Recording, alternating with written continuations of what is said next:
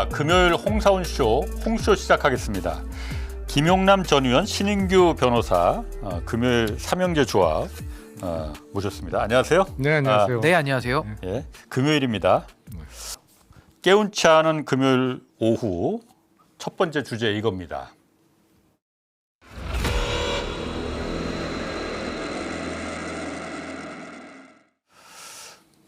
체포영장 집행이 무산이 됐는데 일단 오늘 좀 이걸 어떻게 말을 해야 되나? 편하게 있는 그대로 사실을 얘기해야 되는 거죠. 아, 이걸 어떻게 말을 해야 되나? 왜 옷을 안 입고 있었을까? 그 바닥에 누워서 그냥 속옷만 위아래 한 장씩만 걸치고 있었다는데. 근데 저는 좀 보면서 참 인간의 추잡함의 끝이 어디인가 좀 이 그래. 생각을 좀 했는데 아니 그렇게 접견을 많이 했다는 거 아니겠습니까? 예. 그럼 접견할 때도 저 속옷바람으로 다녔을까요? 그거 아니잖아요. 그러니까 오늘 저 이후에 변호인 접견할 때 다시 옷 입고 옷 입잖아요. 나갔대. 그러니까 오늘 저 행태, 저 누드의 행태는 예. 사실 체포영장 집행을 막기 위한 이제 본인의 하나의 수법인 건데 예. 이 저런 방법까지 쓰겠느냐를 우리가 그냥 농담 삼아 얘기는 했었어요. 아 진짜 윤석열이가 옷 벗고 있으면 어떡하지? 그럼 저는 그랬거든요. 옷 입혀서라도 데리고 끌어내야지. 이게 농담으로 얘기했는데 농담 같은 일이 정말 현실에서 벌어졌다라고 하니까 아 정말 참 우리의 상상을 벗어나는 사람이라는 생각이 오늘 또 들더라고요. 그리고 정확하게 해야지. 그 누드라고 하죠. 세미 누드였어. 세미, 올 누드는 아니었었어. 시스루. 살짝 속이 보이는 정도로 정리하겠습니다. 누드보다는. 근데 이게 저는 웃을 일은 아닌데 참 헛웃음이 나오는 게 이게 지금 법 집행을 막는 하나의 방법으로 나온 거잖아요. 네. 그러면 앞으로 어떤 수용자들도 강제 수사를 회피하기 위해서 옷 벗고 있다거나 이런 식으로 속옷만 입고 있으면 그럼 법 집행이 안 되는가? 전 역으로 묻고 싶은 거예요. 다 그래도 할 것 같거든요. 네. 아니 옷 벗는다고 해가지고 체포를 안 하진 않잖아요. 하죠. 예. 하잖아요. 네. 근데 이번에는 이제 아마 특검이나 또 이제 구치소 관계자들도 야 그래도 일국의 대통령을 지낸 사람이 이러기까지 하겠냐 하고 매우 당황했을 것 같아요. 그래서 아마 오늘은 전 실패한 것 같은데 저는 정말 대한민국의 법이라는 것이 힘센 자 그리고 대통령을 지냈다라는 이유만으로 저렇게 속옷바람으로 있다는 이유로 영장 집행이 안 되는 이런 일은 전 두 번 다시 있어서는 안 된다. 반드시 다음번에는 꼭 끌어와야 된다. 그렇게 봅니다. 윤식이 변호인 쪽에서는 인신모욕의 장을 만들었다라고 했는데 아니 이게 본인이 스스로 자초한 거지. 이거. 아니 무슨 본인이 벗고 있었지. 아니, 그러니까. 누가 뭐 벗겼어요? 벗겼나? 무슨 말도 안 되는 아니 소리. 벗겼어야 어. 모욕이 들지. 자기가 스스로 셀프 지금 누드를 하고 있는데. 그러니까 간다는 거 뻔히 다 지금 공표 고지가 돼 있는 상태인데 거기서 혼자 벗고 있었는데 그걸 모욕의 장을 스스로 만드는 거 아닌가? 이게 아니 그리고 예. 사람이 갔으면 벗었다가도 입으면 그만인데 안 입은 거잖아요. 바닥에 누워 있었다는 거예요. 그러니까 누워서 배째 그리고 이러고 있었던 그게 누웠던 게 그 레슬링 경기하듯이 그 뒤집히지 않으려고 빠떼로 빠떼로 자지. 딱 그 땅에 붙어 있잖아요. 오늘 딱 그 속옷 차림으로 땅바닥에 붙어 있었다는 게 팩트니까 예. 굉장히 참담합니다 정말. 예, 사실 저희가 이 조롱과 비난은 좀 이제 구분은 돼야 되는데 이게 사실 이게 조롱을 안 할래 안 할 수가 없네 이 상황이. 이 자체가 조롱거리죠 스스로가. 하는 짓이 그렇잖아요. 예, 제가 조롱하는 거 별로 안 좋아합니다. 솔직히 그런데 안 할래 안 할 수가 없네. 이거 아니 오늘 체포영장 집행된데 뻔히 알면서 그걸 갖다가 아는 상태에서 위아래 한 장씩만 걸치고 바닥에 아니 차라리 옷 입고 이게 이게 상황극인데 네. 옷 입고 막 결연하게 해가지고 막 힘으로 있잖아요. 힘으로 막 버티고 이랬다고 해서 만약에 무산이 됐다 그러면은 아니 그래 다음번에 한 번 더 이렇게 해서 한번 또 힘 빼고 해서 해야 되겠다라고 하나라도 그냥 넘어갈 수 있는데 야 이 속옷바람으로 겁먹어서 그런 거야. 아까 제가 말했듯이 제 생각에는 겁을 먹었어. 그래서 옷을 입고 있으면은 끌려 나갈 수도 있다. 그럼 내가 옷을 입히지 않겠지. 이렇게 생각했던 거 아닌가? 제가 오늘 독방에서 이제 세미누드로 거기서 있긴 하면서 자꾸 아프다고 해요. 그러니까 이 목적은 보석인 것 같은데 뭐 석 달째 안과 시술을 지금 못 받아서 실명 위험이다. 뭐 심장혈관, 자율신경계 손상으로 체온 조절 문제. 난 저건 무슨 말인지 모르겠는데 체온 조절 문제가 있고 하여튼 여러 가지 하여튼 온갖 건데 아프대. 이러면 이게 목적은 보석이겠죠, 저게. 그렇죠. 나 빨리 병원 보내달라. 예, 예.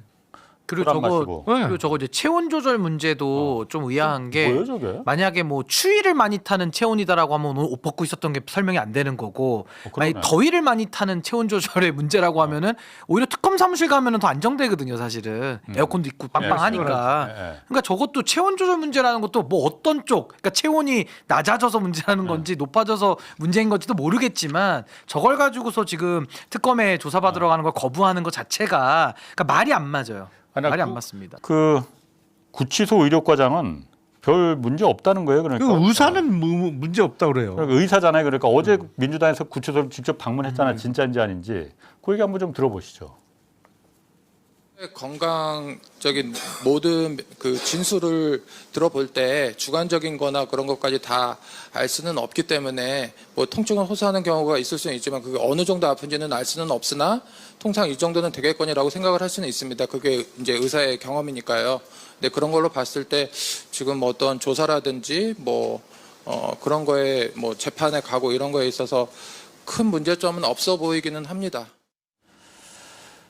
그 뭐 병 문제뿐만이 아니고 지금 그 어제 구치소 그 방문 조사한 민주당 의원들 말에 따르면 전현 의원이 오늘 그 얘기도 하더라고요. 그러니까 굉장히 특혜를 받고 있다. 일단 변호인 접견실이 아닌 공무상 접견실 이게 따로 있나 보죠. 여기서 하고 있다. 좀 특실 같은 데서. 네. 그리고 저녁 뭐 밤 9시 45분까지도 접견을 하고 주말에도 접견을 하더라. 이거는 특혜입니까 아닙니까? 특혜 이걸 그냥 그럼 구치소장이 그럼 결정하는 거예요? 그러니까 이제 이거는? 구치소장의 허가 하에 이제 가능한 일일 네. 텐데 이제 서울구치소장에 대해서도 의구심이 계속 제기되어 왔잖아요. 그렇지. 이분이 뭐 예. 수원구치소장 하다가 이제 사실은 그 파면 그 내란 정리하는 과정 속에 탄핵 국면에서 이제 서울구치소장으로 영전을 해온 사람인데 예. 뭐 어제 민주당이 가서 그 질의응답하는 장면을 봐도 상당히 좀 모호하고 뭐 이게 좀 정리가 좀 안 된 느낌이 좀 많이 들 뿐만 아니라 지금 내용으로 나온 것들은 접견의 횟수나 시간도 너무 많지만 예. 뭐 거기까지는 우리가 양해한다 하더라도 무슨 지금 밤 9시까지 접견을 허용하고 또 뭐 주말에도 해주고 또 내지는 방도 저렇게 널찍한 방을 내주고 한다라는 거는 예. 누가 봐도 이거 명백한 특혜이기 때문에 전 서울구치소장에 대해서는 전 좀 직무감찰도 좀 해봐야 되지 않을까 뭔가 좀 의심이 되는 면이 있어 보입니다 제가 볼 때는. 그러니까 본인도 어저께 그 말을 그 민주당 의원이 물어보니까는 그 말을 하던데 오얏나무 밑에서 뭐 갓근 뭐좀 매지 말고 뭐 이런 얘기. 그러니까 지금 이 민감한 시기에 모든 눈이 다 지금 지켜보고 있는 상태에서 이런 왜 굳이 이 사람한테 이런 특혜를 왜 주느냐라는 부분에서 의심을 받고 있는 거잖아요. 지금 그런 의심을 다 보고 있는 상태에서 저런 특혜를 대놓고 해주고 있으니 좀 명백한 특혜죠. 명백한 특혜. 그 간이 배 밖으로 나온 건지 그 오히려 더 엄격한 그 적용을 해도 시원찮을 판일 것 같은데 무슨 생각을 갖고 있는 건지 모르겠어요. 그래서 저는 이제 저런 특혜와 맞물려서 당시에 이제 헌재 나갈 때도 막 헤어드라이기 쓰고 막 그랬었잖아요. 그때는 예. 뭐 널리 양해해서 뭐 경호처가 옆에 있고 하다 보니까 뭐 탄핵 전이라 파면 전이라 넘어갔다고 치지만 지금은 그것도 아니잖아요. 그러니까. 전직 예. 대통령이고 예우가 없기 때문에 거기에 대해서 지금 이런 그 소위 말해서 체포영장 발부 내지는 그 전에로 가면은 구속된 상태에서도 구인을 하는 게 마땅한데 구치소장이 자꾸 이렇게 머뭇거리면서 그렇지. 지금까지도 이 강제 수사가 안 이뤄졌기 때문에 맞아요. 전 이런 특혜와 연관지어 본다면은 오히려 좀 서울구치소장이 지금 이 발목을 잡고 있는 형국이라 전 반드시 정성호 법무부 장관이 뭔가 좀 조치는 취해야 될 것 같다. 알아는 봐야 될 것 같아요. 제가 볼 때. 당연하죠. 아니, 구치소장이 교도관들한테 끌어내라 그럼 하는 명령을 거죠. 내려야 되는 그럼 하는 거예요. 거죠. 근데 구치소장이 그걸 머뭇머뭇거리니까 이런 특혜와 연관지어 보면 사실 그 업무 지시도 상당히 좀 말랑말랑하게 했을 그러니까 가능성도 어제 많다. 민주당 의원들한테 답하는 것도 구치소장이 할 수 없다라는 뉘앙스로 말을 하거든요. 자꾸. 그럼 할 수 없으면 그 자리에 있으면 안 되는 거지. 그렇죠. 네. 네. 자, 특검 소식으로 좀 넘어가 보면은 이상민 전 장관은 나 조마조마했었는데 조마조마했었어 정말. 밤에 나왔죠. 근데 어쨌든 우리가 자꾸 이렇게 중앙지법 그 영장 전담 재판부에 대해서 의심을 자꾸 하고 이렇게 자꾸 꼬집어 주니까 난 영장 나왔다고 난 믿고 싶어요. 김기한 해병대 사령관이 그 영장 기각된 게 모해 위증 관련해서 제일 충격적이었어. 충격이죠. 너무너무 충격적이었고 이 사람들은 가만두면 안 된다. 네 명이 다 그러는 건 아닐지 몰라도 그 생각이 들더라고요. 아니 죄 자체가 위증이잖아요. 네. 위증이고 하면 증거를 인멸할 우려가 큰 예. 사람인데 그 제목으로 온 그것도 모해 위증인데 어. 야 그거 영장을 기각한다는 거는 정말 이해하기가 어렵다. 실제로 모함을 한 거 아니에요. 그렇죠. 박정환 너 한번 그 골로 자체가 가봐라. 혐의인 거거든요. 예. 모해 위증 자체가. 예, 예. 근데 계속 감시 감독을 해야 됩니다. 그러니까 예. 예. 이상민 그런데 그 이번에 그 구속영장에서 그 부분이 저는 빠진 게 좀 그 우려스러워요. 그러니까 안가 삼청도 그 안가 회동 있잖아요. 거기 전부 5명이 모인 거잖아. 4+1이잖아요. 나중에 한정화 비서관이 이제 그 추가로 이제 밝혀진 거고 이 부분에 대해서는 영장에 적시가 안 됐는데 이게 영장에 적시를 안 한 이유를 특검에서는 이거는 내란 계엄 이후에 벌어진 사건이라서 범죄 사실에 포함되지 않는다 이 얘기를 했거든요. 난 저거 이해를 못 하겠습니다. 그리고 제가 그래서 왜 이걸 갖다 우려스럽게 생각하느냐. 그러다 보니까 그 5명 4+1 저 사람들 지금 이상민은 판사 출신이지만은 나머지 4명 전부 다 검사 출신이잖아요. 전부 검사입니다. 저 사람들 지금 수사를 하고 있는지 안 하고 있는지 뒤에서는 지금 물밑에서 하고 있는지 모르겠으나 일단 아무 소식이 안 들리거든요. 혹여라도 그러니까 검사라고 자기네 식구라고 그냥 얘네들은 봐주자 이렇게 넘어가려는 거 아닌지 그러리라고는 저는 생각하지는 않아요. 근데 저게 왜 내란과 관련이 없다는 건지 그 특검보의 그 발표를 예. 동의할 수가 없는 게 내란 이후에 또 2차, 3차 내란에 대한 혐의도 수사는 해봐야 되는 것이고 예. 또 하나는 그게 아니더라도 내란이 12월 3일에 밤에 있었잖아요. 그렇죠. 그 이후에 법률적으로 이걸 정리해 나가면서 어떤 증거를 인멸하거나 범행을 은폐하는 예. 이런 식의 회의로 의심되는 건 너무나도 자명하기 때문에 왜냐면 당연히 수사를 해봐야 되는 거죠. 저 사람들은 저 5명은 4명은 특히 그냥 그게 아니고 연말 송년 모임이라고 했잖아요. 그거 완전 말도 안 되는 그걸 왜 안 거짓말이잖아요. 가했어요? 그걸 그럼 특검에서는 그걸 갖다 믿는다는 얘기인가? 수사 됐- 그 권성동 의원 얘기로 좀 잠깐 가보면은 이번에는 빠져나가기 쉽지 않을 것 같은데 권성동 의원은 예. 일단 구속된 그 통일교 윤영호 본부장 이 사람이 어쨌든 이번에 그 통일교에서 중간 다리 역할을 한 것 같은데 2022년 1월 5일 대선을 2달 앞두고 권성동에게 대선 자금 1억 원을 전달했다. 대선에 쓰라고. 그리고 특검 조사에서 어쨌든 굉장히 구체적으로 좀 얘기를 했거든요. 한학재 총재가 내실 금고에서 1억을 현금으로다가 꺼내줘 갖고 그거를 갖다 현금 박스에 이제 자기 아내가 이제 통일교 재정국장이니까 포장을 시켜서 그걸 권성동 의원한테 전달을 했다라는 거거든요. 굉장히 좀 구체적.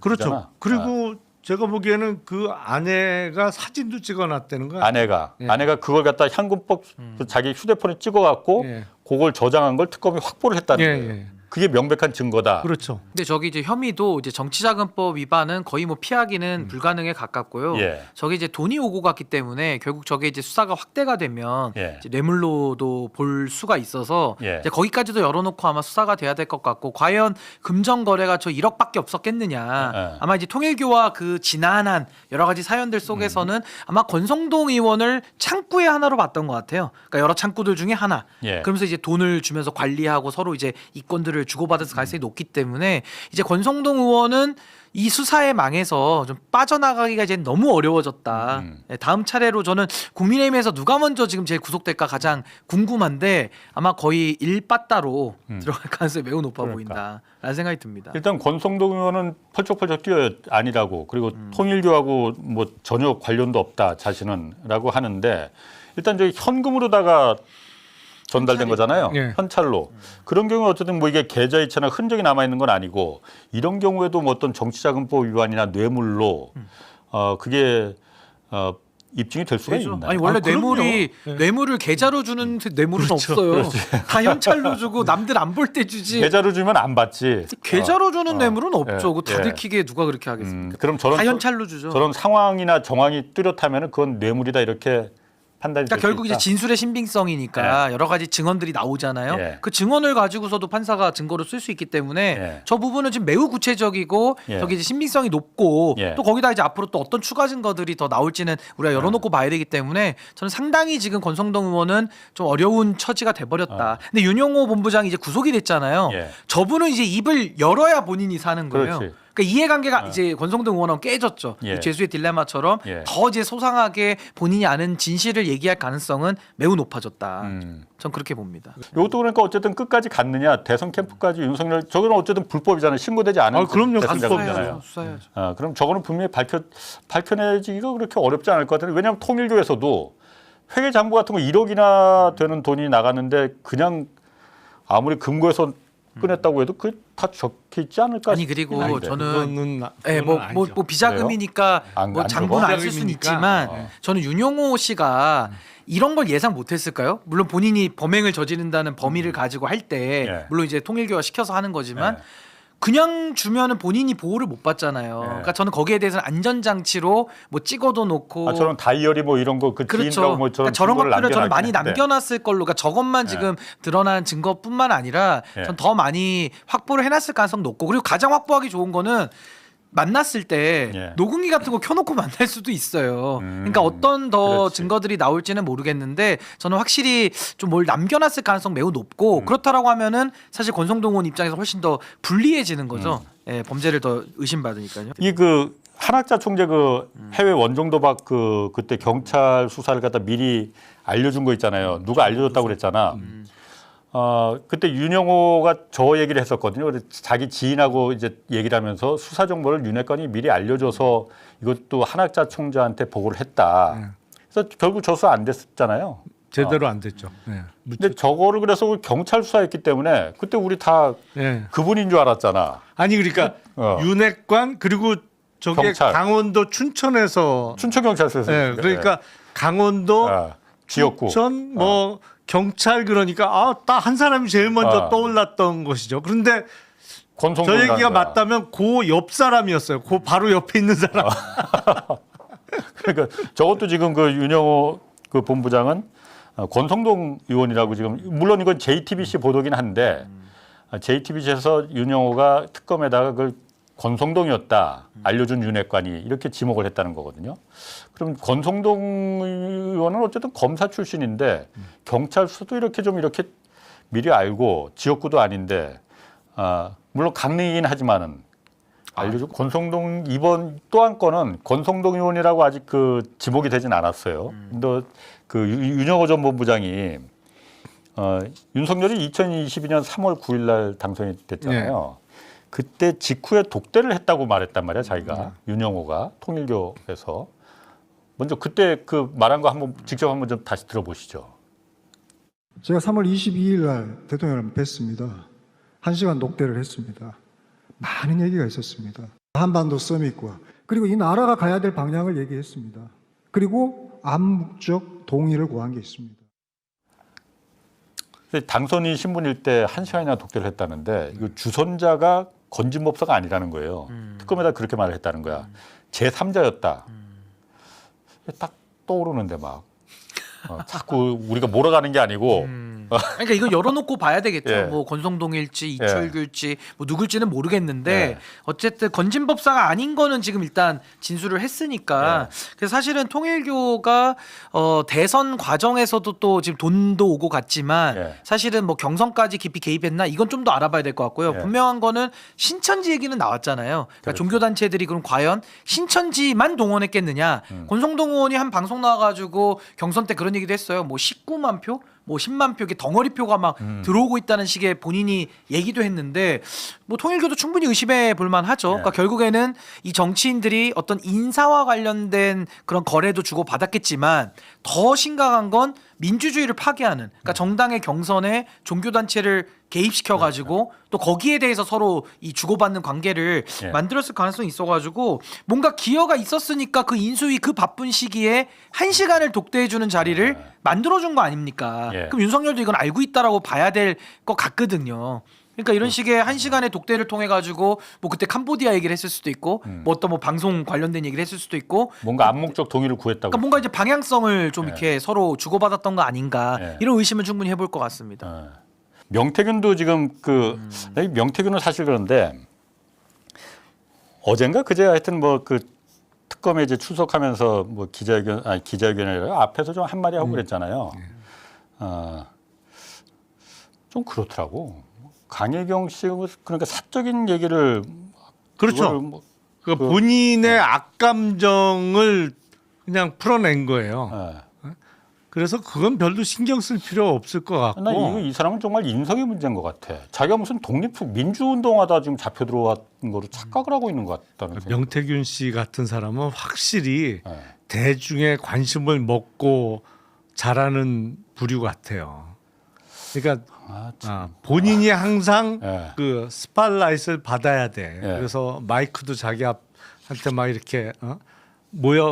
모여져야 되고 뭐 이런 거야. 지금 신난 것 같아요. 근데 상황 파악을 좀 객관적으로 해야 되는데 그건 안 되고 말씀하신 대로 본인이 무슨 독립운동하다가 지금 출석하는 그런 것처럼 행동하잖아요. 이 사람이 어쨌든 윤석열이랑 괴물을 탄생시킨 거나 마찬가지잖아요. 그 일조한 건 맞죠. 그렇게 지금 정확하게 우리가 말하면 의심을 하고 있는 거 아니에요? 정확하게 말하면 김종인 위원장이 데뷔를 시켜줘서 예. 이준석의 깐부죠. 깐부, 그렇지. 정치 깐부. 예. 예, 그래서 이제 뭐 대통령 만들기로 김종인, 명태균이 예. 이준석을 차기 대통령 만들겠다 해서 예. 개헌해서 내리겠다 윤석열을 뭐 이런 계획까지도 뭐 세웠을 가능성이 매우 높죠. 그러니까 이준석이라는 어떻게 보면 젊은 정치인 한번 키워보겠다 이러면서 이제 당 대표부터 뭐 더 앞서서는 오세훈 시장, 서울시장 선거부터 지금 명태균 관련된 이슈들이 계속 누적적으로 지금 나오고 예. 있는 상황이잖아요. 그러면 명태균은 정당을 갖다가 사유화하고 본인 마음대로 자기 이권을 다 빼간 사람 아닙니까? 그렇다면 이 범죄 조직, 범죄 집단, 정치인들이 소속된 여기에 거의 대장격인 거예요. 명태균은 다 자기 수하에 있었던 거 아닙니까? 예. 근데 이게 지금 드러나고 있는데 뭐 잘했다고 지금 자기가 나와가지고 그렇지. 뭐 강혜경 씨를 비난하고 또 뭐 마치 자기가 어떤 의로운 일을 지금 하는 것처럼 셀프 포장을 하니까 국민들은 지켜보면서 아니 당신이 제일 새까만 게 많이 묻어 있는데 좀 염치라도 좀 있어야 되지 않겠냐 이런 비판이 나올 수밖에 없는 거고 이제 와서 그림이 딱 그려지는 게 뭐냐면요 오늘 그 명태균 씨가 특검 나오면서 이런 얘기를 해요 강남구청장 그 공천 관련해서도 지금 문제가 많거든요. 예. 2022년도 이게 6월에 있었던 조성명 씨 공천된 사안인데 예. 컷오프로 배제된 사람이 그것도 부자래요. 컷오프로 배제된 사람이 그 당의 선거구에 전략 공천을 받는단 말이에요. 누가 봐도 이상하잖아요. 그렇지. 근데 이런 일까지 있는데 이거를 갖다가 오세훈 시장 출정식에 권성동이 와가지고 뭐 권성동이 내가 공천 준 거야라는 얘기를 뭐 다 들었다. 그러니까 이런 식으로 권성동 책임으로 또 강남구청장 사건을 몰아가던데 저는 딱 보니까 윤석열과 김건희가 부부인데 하나가 아니라 둘이 각각의 영토가 있는 거거든요. 그럼 윤석열 밑에는 소위 말하는 빅4 윤핵관이 있는 거예요. 예. 권성동, 장제원, 뭐 이철규 등등. 예. 그리고 김건희 밑에는 김종인, 이준석, 명태균이 있었던 거예요. 서로 경쟁하면서 권력 투쟁을 한 게 이제 본질인데 강남구청장도 딱 놓고서는 명태균 씨가 오늘 무슨 의도인지는 모르겠지만 그거 권성동이 한 거라는 식으로 약간 이렇게 또 몰아가더라고요. 그래서 참 제가 볼 때는 강남구청장의 진실도 한번 좀 밝혀볼 필요가 있겠다. 이게 지금 현직 구청장이라서 그렇죠. 좀 수사가 저는 반드시 더 필요해 보입니다. 명태균 의아해요. 씨는 뭔가 매우 지금 착각을 하고 있는 것 같아. 큰 착각. 본인이 네.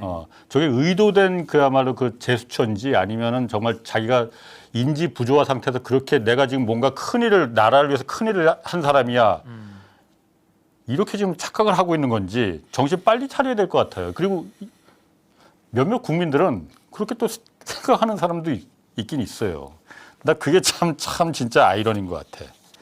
근데 언론을 가지고 좀 활용하는 기술은 매우 뛰어난 것 같아요. 네. 그러니까 언론을 가지고 노는 거죠. 네. 막 기자들한테도 본인이 막 그냥 기선제압을 하면서 네. 막 화도 내고 네. 최근까지도 그래요. 그러니까 이런 태도들은 상당히 좀 국민들 앞에 네. 뻔뻔한 거 아닌가 네. 생각이 듭니다. 자 그리고 반클리프 목걸이 이게 어쨌든 이게 본질은 아닌데 그렇죠. 좀 혹하긴 해. 그러니까 어쨌든 저게 목걸이가 햄이 계속 바뀌어야 하여튼간에. 네, 그러니까 안에서 그러니까 윤석열 김건희 쪽 이 변호인단들이 서로 좀 말이라도 좀 맞추고 좀 하든가. 말이 제각각 다 들려 지금. 왜냐하면 이틀 전에 조선일보에서 그런 기사가 나왔었잖아요. 그러니까 그 사흘 전이지. 저 반클리프 목걸이가 김진우 오빠한테 사준 거다. 그리고 사줬는데 순방 때 잠시 빌린 거다 했는데 바로 그 다음날 아침 일찌감치 입장문이 나왔거든요. 변호인단에서. 그거 오보다 오빠한테 김준한테 저거 선물한 적 없다라고 했는데 어저께 다시 이건 그 채널A에서 이 보도가 나왔어요. 김건희 측근이라는 사람한테서 10년 전에 저 모조품을 구입한 거 맞다. 그래서 가족이 누군지 모르겠어요. 선물했다가 순방 때 잠깐 빌렸었다. 그래서 순방 이후에 논란이 일어서 오빠 아내 그러니까 올케한테 다시 줬다. 이게 지금 왔다 갔다 해 지금. 이걸 갖다 일부러 이렇게 그냥 그 사람들 헷갈리게 하려고 하는 건지 아니면 사람들이 시선을 다 이쪽으로 다 지금 다른 거 못 가게 이쪽으로 몰고 가려고 하는 건지. 왜냐하면 이건 사실 죄가 그렇게 큰 죄는 아니잖아요. 말초적인 어떤 그 자극을 시키긴 하지만은 들어서. 아니 공직자 위반, 재산신고 위반이 그렇게 막 형을 빵에 들어갈 정도 큰 그 정도는 아니잖아요. 예. 그러니까 별거 아닌 거로다 좀 자꾸 몰고 가려고 하는 거 아닌가 저 김건희 쪽에서 워낙 또 교활한 사람들이라 갖고 그런 수를 쓰나. 그런데 우리가 지금 막 혹하니까 막 6천만 원짜리 목걸이가 있어 어디 구경이나 한번 해보자 뭐 이런 자꾸 저게 뉴스에 끌려다니다 보니까. 아니 이렇게 특정 메이커도 나오고 하니까 네. 사람들이 관심 갖긴 좋잖아요. 또 그렇지. 뭐 모조품이라고도 하면 또 모조품은 누가 만들었어 네, 네. 뭐 이런 식의 상상의 나래를 펼치기 딱 좋아서 네. 전에도 막 신발 사이즈 같은 거 나오잖아요. 뭐 그렇지. 250인, 네, 60인이 네. 별로 관심 없거든요. 근데 너무 이렇게 지연말단적이면서 좀 자극적인 내용으로 뭔가 이렇게 이 사안을 좀 축소시키려는 거 아니냐. 그러니까. 사실 이건 지금 김건희는요. 개별 사건만으로도 이거 진짜 나라가 흔들리고 대통령 탄핵감이에요. ODA 문제, 네, YTN 그러니까. 문제, 예. 통일교가 뭐 정당에 우르르 들어와서 정당에 예. 개입한 문제. 그러니까 저는 좀 더 본질적으로 이건 좀 접근을 더 해야 되는데 한국 언론이 좀 너무 이렇게 좀 뭐랄까요 번개불에 콩고 먹듯이 이쪽에 막 이렇게 가가지고 좀 이렇게 작업을 하는 거 아닌가 이런 생각도 좀 들고요. 자, 특검 소식은 여기까지 하고 다음 주제 넘어가겠습니다. 자, 다음 주제 이겁니다.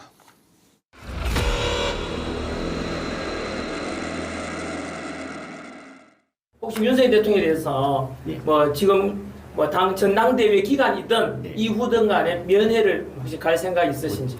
저는 당대표가 된다면 당의 대표로서 적절한 시점에 면회가 허용된다면 저는 면회를 가겠습니다. 아니, 어디까지 망가지려고 그런 거예요? 저기는. 나 좀 해석 좀 해줘죠. 어떻게 해석을 해야 돼요? 당대표 될 사람들이잖아요. 후보라고 나온 사람들이잖아요. 지금 그 장동혁 의원은 받고 김문수 의원도 지금 본다고 해요. 이번 주 일요일인가 뭐 아. 간다는 거죠. 네.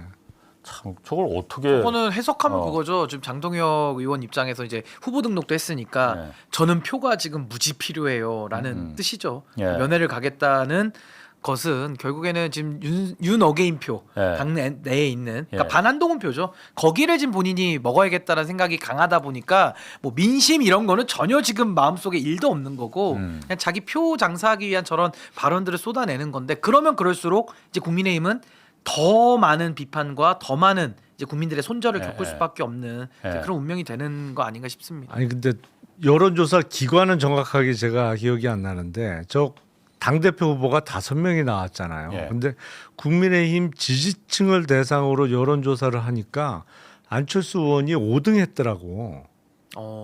지지도에서. 그래요? 당원들한테 인기가 그러니까 있나 보네. 4등이 주진우야. 그래서 주진우한테도 밀렸어?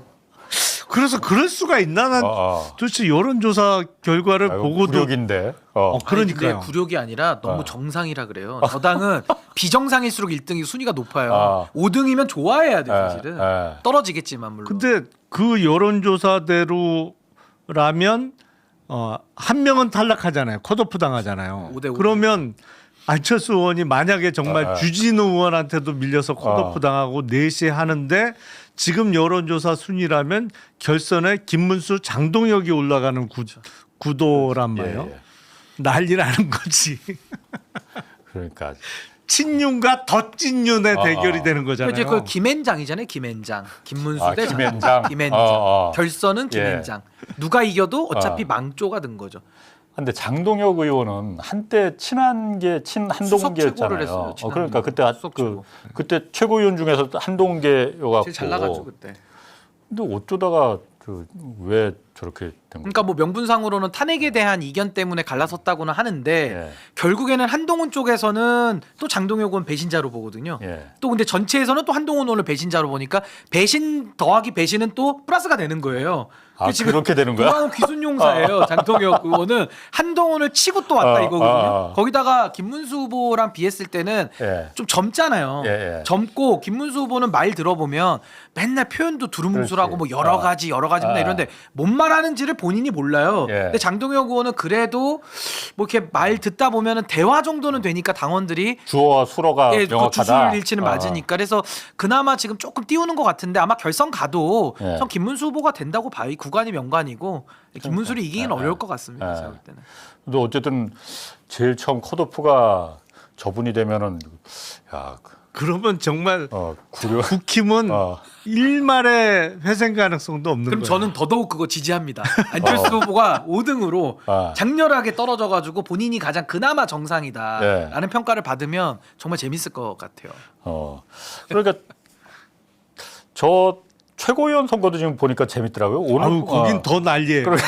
오늘 그래도 4명인가를 날렸어요. 최고위원 예선에서 뭐 김소연, 류여해 다 날라갔던데 그러니까 오늘. 김태호 한 명은 살아남았더라고. 김태우는 넣어줬고 예, 두 분은 이름 모르는 사람이고 아는 사람 중에는 김소연, 류여해 둘은 날렸더라고요. 아니 그럼 15명 중에 네 명을 4명 날리고 11명 중에 어차피 3명은 또 컷오프 돼야 되잖아요. 그래서 8명이죠. 8명이 이제 네. 치르는 거니까. 그 중에 여성은 이제 4자리 중에 한 자리는 여성이 또 가는 걸로 돼 있고. 솔직히 그 전당대회나 뭐 이쪽 경선은 이쪽이 더 재밌는 있더라고요. 나는. 아니 그 욕하면서 보는 막장 드라마. 아니 대통령 출신이 지금 빤스만 입고 지금 배를 깔아 눕고 있는 정당이. 아니, 런닝도 입었대잖아. 런닝 입었어요? 메리아스. 메리아스. 그 재밌죠. 난닝구. 재밌죠 이게. 그러니까 미치겠어. 내일 민주당 전당대회인데 여기는 그 어떻게 생각하세요? 그러니까 예상을 정청래 박찬대 두 후보 지금 나와 있잖아요. 네. 어떻게 예상하세요? 그리고 이게 아무래도 중간에 수해가 있어서 그 피해 때문에 이제 온라인으로 약식으로 했고 이제 순회 경선도 일부 이제 축소해서 이제 원샷 경선으로 바뀐 것도 있는데 저는 정청래 후보가 한 10% 정도 차이로 최종적으로는 이길 걸로는 예상은 해봅니다. 왜냐면 여론이 지금 지형이 그렇게 돌아가는 걸로 보여지고 다만 이제 박찬대 후보가 조금 더 후발주자로서 좀 더 선명하게 더 방향성을 가지고 치열하게 더 했더라면 하는 좀 아쉬움이 남는 그런 선거가 될 것 같고 뭐 그래도 일단은 다 끝까지 열어보기 전에는 예상은 좀 어려우니까 아마 또 어느 정도 결과를 좀 기다려봐야 되지 않을까 싶습니다. 어제 민주당 정부에서 세제 개편안 내놨잖아요. 예, 예. 이 명목세율이 문제가 아니고 이거 1%포인트 올렸다는 게 문제가 아니고 세액공제가 이게 정말 제대로 진짜 해줄 만한데 세금을 깎아주고 있는 거냐. 우리 세금 한쪽에 세금을 깎아주면 분명히 다른 데서 세금을 더 걷어야 되는 겁니다. 이거는 누구한테 걷겠어? 우리 주머니에서 나가는 거잖아요. 그렇죠. 근데 저는 이제 경제가 심리인데 아직 민주당의 당대표 경선도 이제 진행 중이고 내일 모레면 이제 당대표 이제 선출이 되잖아요. 내일이네요, 내일. 그러면 저는 이게 아까 대통령실에서는 인과관계를 더 면밀히 분석은 해야 된다고는 합니다만은 그래도 저는 이번에 민주당에서 이 발표한 여러 방안들에 대해서 시장이 반응을 하고 있는 거거든요. 좀 부정적으로. 그러니까 그동안에 코스피 5천에 대해 가지고 기대도 많이 있었고 여러 가지 주식 시장을 살리고 오히려 부동산 시장을 더 안정화시키는 이런 정책적 방향으로 가고 있었는데 갑자기 또 이런 식의 세제 변경이 나오다 보니까 시장이 좀 먼저 반응하는 이런 부분 저는 그래서 지금 이게 가장 급한 일일까 조금 더 코리안 디스카운트를 더 제거하고 주식시장으로부터 정부의 정책들이 더 이렇게 녹여들 때까지는 좀 지켜보다가 하는 게 더 어땠을까라는 생각도 조금은 듭니다. 사실 어제 저녁에 지금 민주당의 코스피 5천 특위위원장이 오기영 의원이에요. 한참 얘기를 했는데 그 이해는 하겠어요. 그 원래 배당소득 분리과세 민주당이 반대했던 내용이고 뭐 대주주 요건 완화도 반대했던 내용이고 근데 이거를 하는 것만 해도 엄청 힘든 일이다. 뭐 입장은 충분히 이해를 하겠어요. 근데 코스피 5천을 대선 전에부터 얘기를 했잖아요. 그리고 코스피 5천이란 얘기는 그냥 조금 변화를 도모해서 이룰 수 있는 지점이 아니란 말이에요. 완전히 우리 증시의 자본시장의 체질을 한번 바꿔야 찍을 수 있는 고지인데 그 일대 변혁을 하기 위해서는 배당소득 분리과세율 35%, 지방소득세까지 하면 38.5%인데 그거와 대주주 요건을 다시 10억으로 낮춰서 주식 양도세를 내게 하는 정도 해도 달성이 가능한 지점이냐? 저는 어렵다고 봅니다. 그러면 그래 그 정도 해갖고 찍을 수 있는 지점이 아니에요. 왜냐하면 한국의 주식시장은 그동안 워낙 신뢰를 받지 못하고 있는 상황이었기 때문에 이재명 정부 들어서 정말 완전히 탈바꿈 한다. 이제는 자본시장 육성을 위해서 할 수 있는 건 다 한다는 진정성이 보일 때 달성 가능한 고지지 조금 뭐 손을 봐서 뭐 시간 지나면 찍을 수 있다? 제가 보기엔 이게 3,200까지 너무 쉽게 올라왔어. 그러니까 좀 쉽게 너무 쉽게 오다 보니까 네. 조금 더 하고 시간 가면 5천 찍을 거라고 생각할 수도 있을 것 같은데 절대 그렇게 찍을 수 있는 고지가 아닙니다. 근데 이게 좀 아쉬운 게 신뢰를 쌓기는 너무 어려운데 잃는 건 너무 순간이거든요. 그렇지. 예. 그러니까 이번에도 저는 아까도 말씀드린 대로 아직 당 대표도 지금 안 뽑힌 상황에서 이렇게 중요한 문제를 먼저 발표를 해서 시장에 영향을 줄 필요가 있었나? 이 세금에 대해서 뭐 세율을 올리고 내리고 하는 뭐 더 많은 사람에게 걷고 하는 부분은 상당히 민감한 문제잖아요. 그렇다면 저는 조금 더 신중하게 접근을 해서 시장의 신뢰를 더 회복하는 게 더 급선무 아니었나 그런 생각도 좀 듭니다. 밖에서 정 PD가 빨리 끝내래요. 아, 그거 무시해도 돼. 계속 할까요? 자, 오늘 신인규 변호사, 김용남 전 의원이었습니다. 고맙습니다. 네, 감사합니다.